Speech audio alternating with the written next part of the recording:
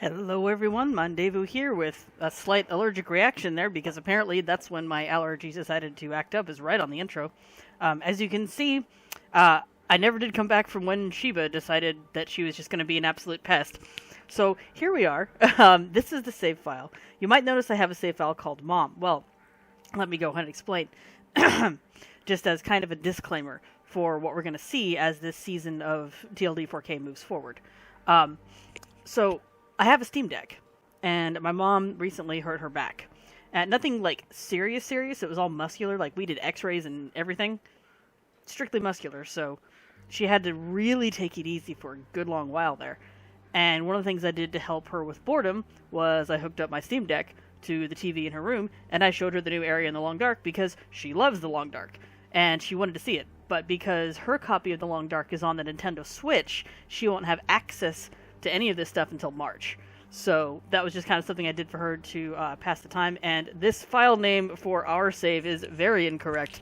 The new map is actually much larger than I thought it was. The issue is you have like a lot. You'll see when we get there. But I'm gonna go ahead and preface it with there's kind of a hallway that you have to go through, and I say hallway because part of that is literal and part of that is figurative.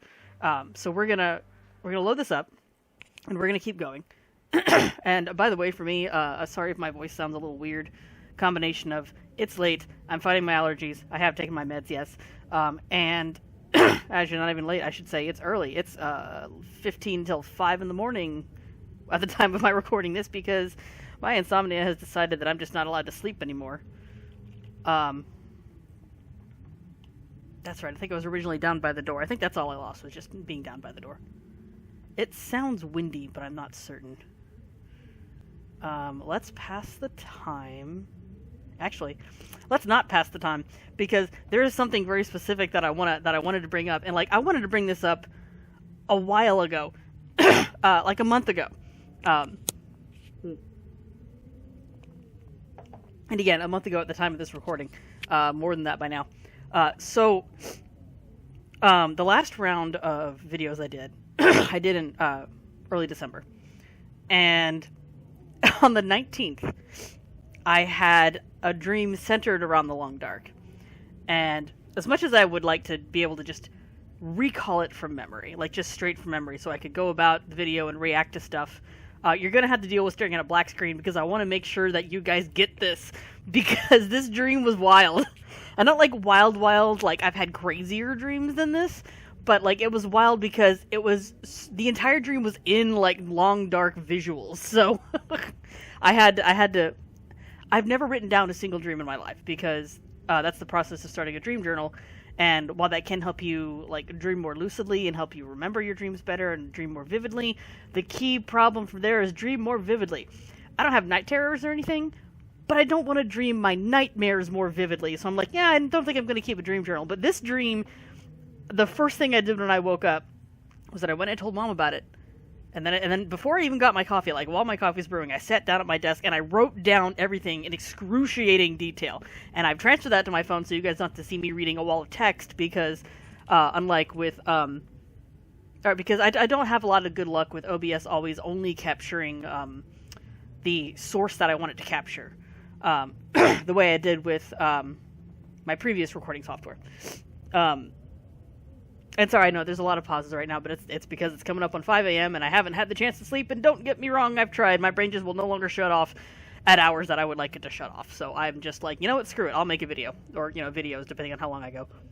And this is going to be fun because I'll be driving tomorrow, but don't worry, I'm going to be safe. I'll make sure I'm nice and awake. To get into this dream thing, because I really do want to cover this before we start going out in the world, what caused this is I read the patch notes the night I went to bed and had this dream. I read the patch notes, and on the patch notes, you know, it goes over stuff about, you know, like the cougar and whatnot. So when I wrote this down, when I wrote down this dream, I tried to write it the way that I wanted to say it to you guys. So I am gonna read from it. It's on my phone here. And I'm sorry, you guys are just gonna have to deal with the black screen. But like, I genuinely think you'll get a kick out of this dream, because I sure did. Like, I've never written a dream down before. So I dreamed there was a horse in the game. it was white, so of course it worked somehow, because long, dark, snow, etc. I was riding down the road. On my right is a steep, snowy hill, and on my left is a semi-thick forest with the pine trees, surrounded by a very simple wooden fence, the kind with 2 horizontal beams attached to a smaller vertical one, kind of like what you see in the general area of the Pleasant Valley farmhouse. Ahead of me is a T intersection. I'm at the top of it. Like I'm going down a hill. Did I say that in the... I think that's the one thing I forgot to say, because I know that I was going slightly downhill, but I'm at the top of this, and I'm coming up on a... I'm sorry, I'm all over the place. Sorry, I'm trying to read it and add details that I've forgotten. Blah, blah, blah.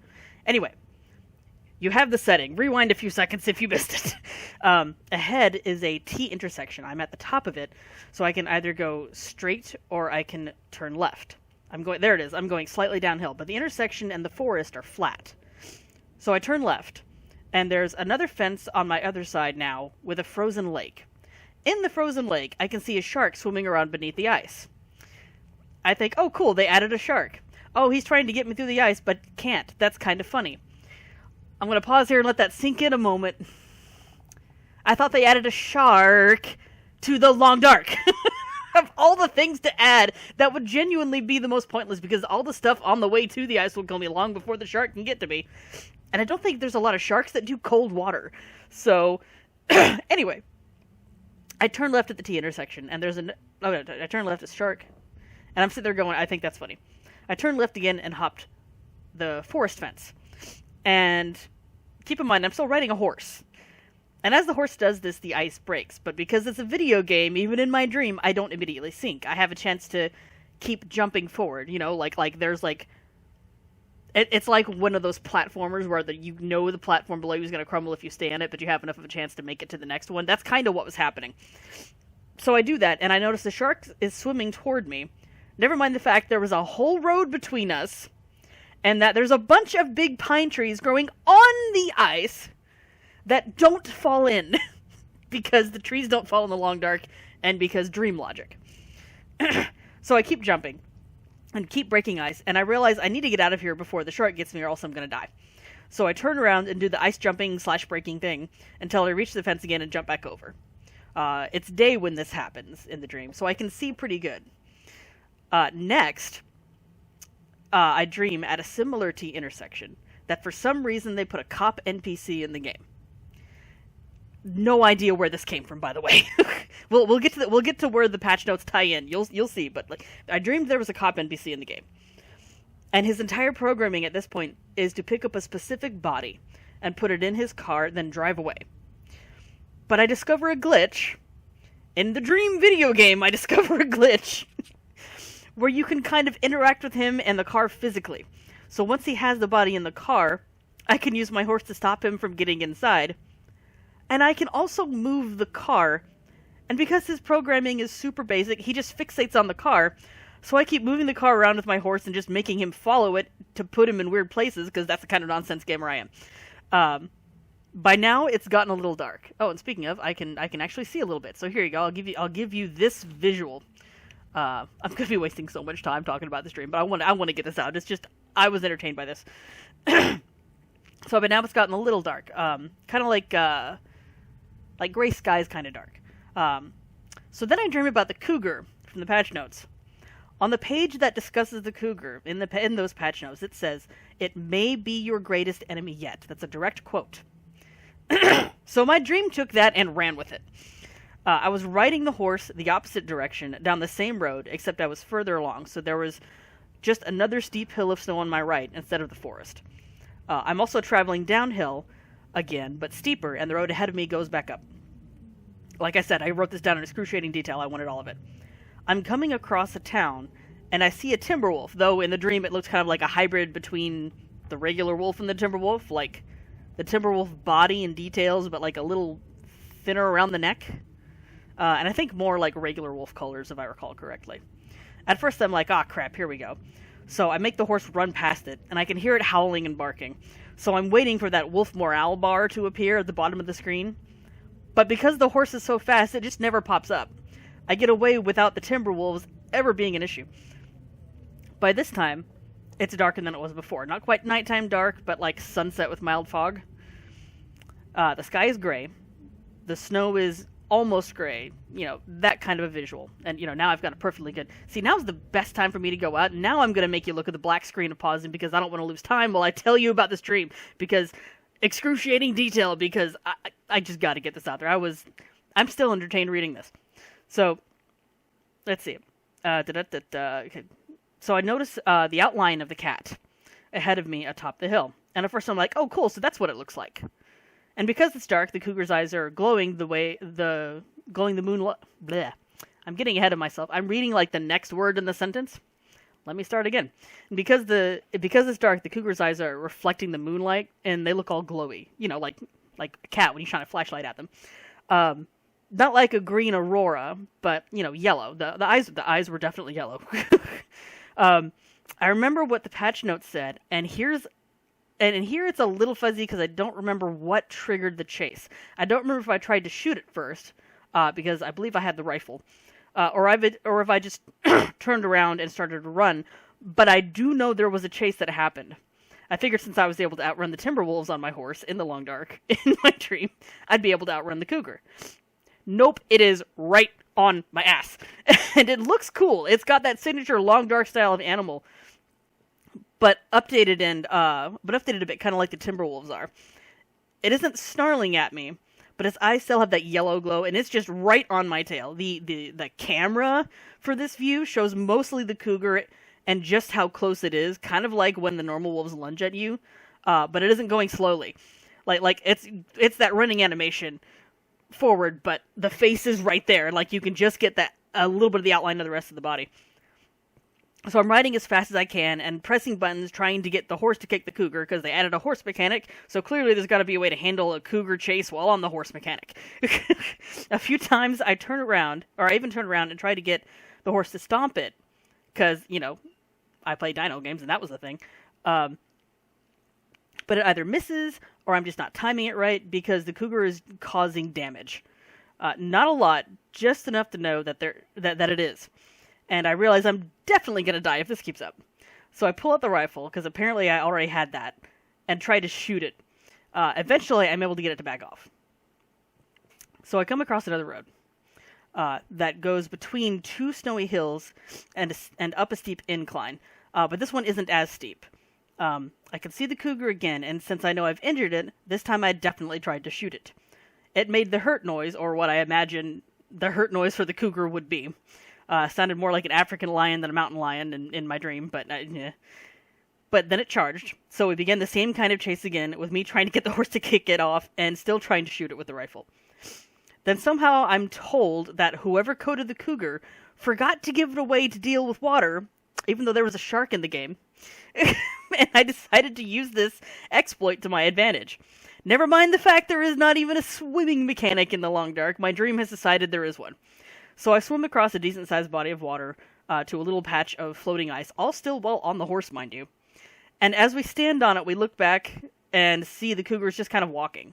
It knows where we are and is still watching us, but the aggressive animations have stopped. I think, cool, that worked. Let's see if we can kill it and see what it gives us, because gamer. By this point, the scenery has changed. And this is another weird thing. Everything is still in the Long Dark's visual style, but half the area has changed. On the other side of the body of water, there's green grass and a school for some reason, complete with kids outside. None of which the cougar is interested in. And they don't seem to even really notice me or the horse either. So, throughout the entire rest of this part of the dream, they're just kind of there doing their own thing, as though the three of us do not exist. So, because I'm still taking advantage of this forgotten swimming programming with the cougar, I take aim with the rifle. And I realize in the dream this is kind of dark. I'm about to start shooting a mountain lion on school grounds.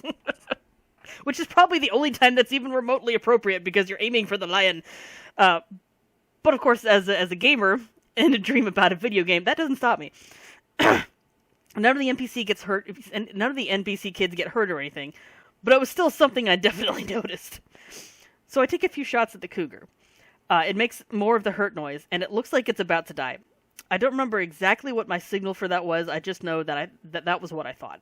So I swim over toward the grass because I don't remember what reason.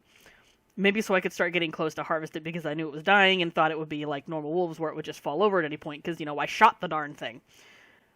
But now it zeroes in on us now that we're on land again and charges. So I get back in the water really quick.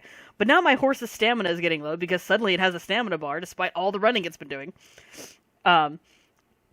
So I leave the ice chunk again and swim toward the cat and start shooting it again. At some point during this, I get off the horse like an idiot. But by now I'm reading, in the notes, horse is directly above cougar, so my brain was just like, let's merge these words and make an avatar animal. But at some point during this, I get off the horse like an idiot. But by now the cougar is just laying there making hurt noises and occasionally wincing because of it. And eventually it dies. I think it gave me like some meat and a pelt. I genuinely don't remember.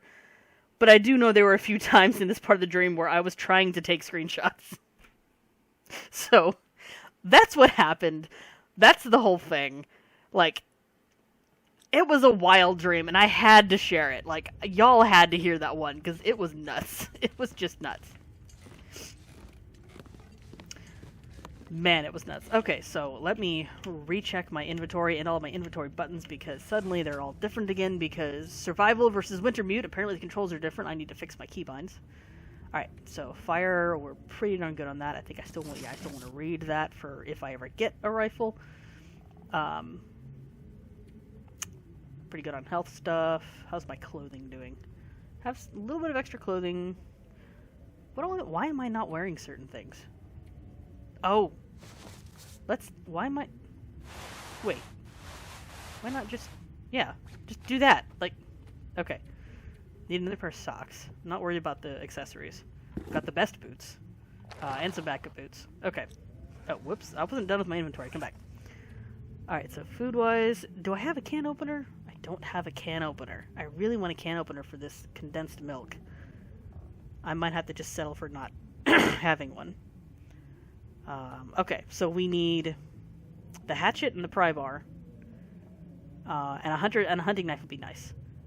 But like, oh, that's right. We also need a lantern. That's right. So we need a lantern, a hatchet, a pry bar, and if we can, a hunting knife. I'm not worried about the hunting knife. I tend to find those in droves when I play this game.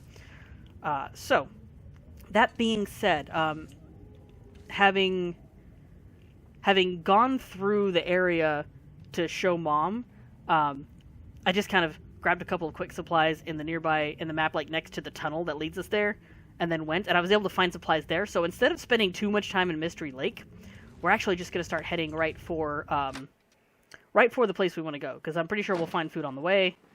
Ooh, it's cold. We'll find food on the way, and I recall finding a hatchet and a pry bar as well. Oh, cool, I get to see one of the does, like, wandering around. That's a nice little... Oh, okay, she spooked. What if she spooks quicker than the buck does? Her animation is nice. Alright, that's right, I have rocks for weapons, don't I? Yeah, that's it. Okay, that's right, it's E. Because why not? Oh, how am I doing on sticks? 7 sticks. Would be 8, 9, 10 sticks. So yeah, we're just gonna head straight to the new area, and I will find more supplies that I need on the way. Oh, that was interesting. So in your audio settings, you can switch it to headphones, which I've done. Hopefully that won't affect the recording too much, but it gives me a better, like, a kind of a left or right thing going on. So I stopped to kind of react to the ambient bird because it's like, oh, I can hear where it would be going if it was not just like a sound box.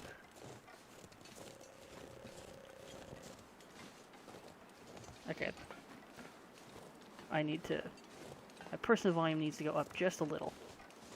Because the trees were starting to creak like leather. And that's just kind of not right, so. I do still want that buff, though. Oh, I might have to swing by some places on the way. But we gotta get through, let's see if I can remember how to get there. Because we go through from Mystery Lake to the Broken Railroad. That's right, because we gotta go through the Broken Railroad. And then on the other side of that is where the new area is.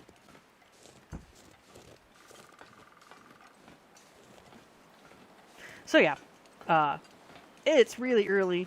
I would love to get some sleep, but my brain has decided no. So I figured, you know what? I was at least laying down and physically resting for quite a number of hours there before I gave up. So it's just like, it's a thing. Oh my goodness, I lowered her voice to like 20, and now it's like barely. I need to escape this. It's barely there, at least for me. I don't know. I'm not quite sure how it's gonna come out for y'all yet, because the sounds through my headset are a little louder. For me personally than they are for y'all. I was testing that earlier. I found a great way to sound test on this game, by the way. Just start part 1 of the Hunted challenge, because it opens with a bear mauling you. That's the best way to test your sound. You get all the sound right there. Yes, I know there's a hypothermia affliction risk. I will find shelter on the way. Hopefully I will also find food on the way.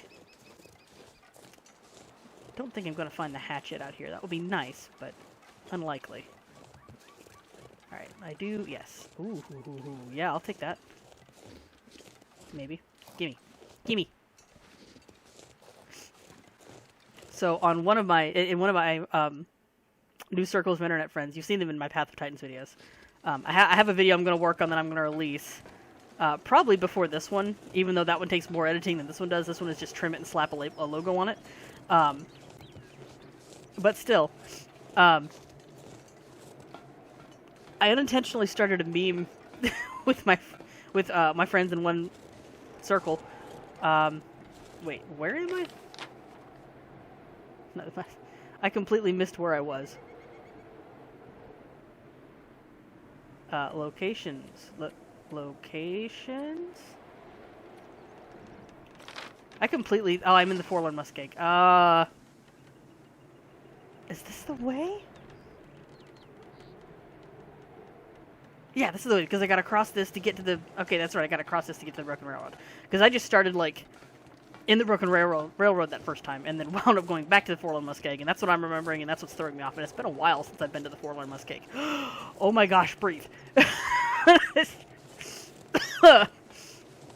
It did not help my allergies. So, yeah, that's a thing. What was I on about?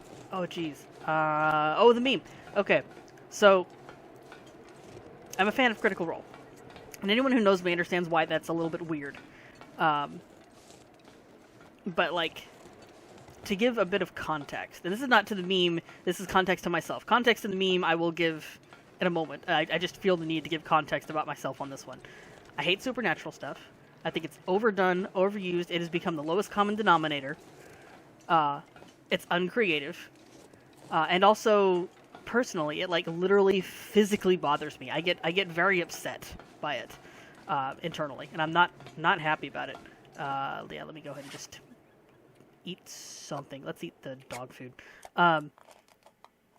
It makes me very uncomfortable. But the reason I enjoy Critical Role is because they have the filter of the actors, or I guess technically the filter of the players. So yeah, I've got that filter. What am I doing? Hanging on to this. I don't need you. Because I've got the filter of watching people play a tabletop RPG, it's easier for me to palate, because yeah, it's freaking, it's D&D, man. 9 out of 10 people are gonna go for all the bad stuff. So like, even though D&D is not about just that stuff, that is what is in a lot of campaigns. So that's why I don't play it. That plus my experience with tabletop RPGs, and this includes going outside of D&D, is just, you cannot rely on anyone, so why bother? But yeah, I'm a fan of Critical Role because I like the way the storytelling is done, and I love watching the combined reaction of the players as players and the players as their characters to stuff that happens. And like, it's just a ton of fun. And yeah, like I said in one of my previous videos, I genuinely get a delight out of watching people get a delight out of things. Like, it's just, holy mother of books to learn with, dang.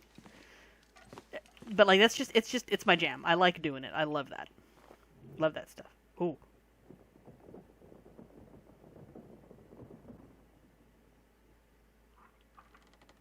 I could have sworn I just heard a bear.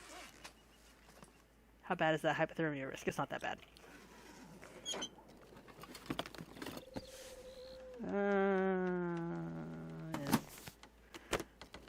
But there wasn't, Oh, hey, I'll take that. I need, like, actually useful stuff. I'll take the coal. What's this? What this? Sure. Oh! Oh, this is one of the new things they added. Okay. Yeah, that's one of the new things they added. Like, they added, like, notes and stuff that, for you to just, like, find. Why do I have cardboard matches? For you to just, like, find... like little things out there, little caches and stuff. I'm going to take a moment to kill some of this hypothermia risk so it doesn't become frostbite, because there shouldn't be any wind blowing in here, so... Ooh. I don't like all the thumps I'm hearing. And it's probably just based from the music, because I'm not used to playing the Long Dark with headphones. But, like, yeah. That's going to be too long. Let's give you a few sticks.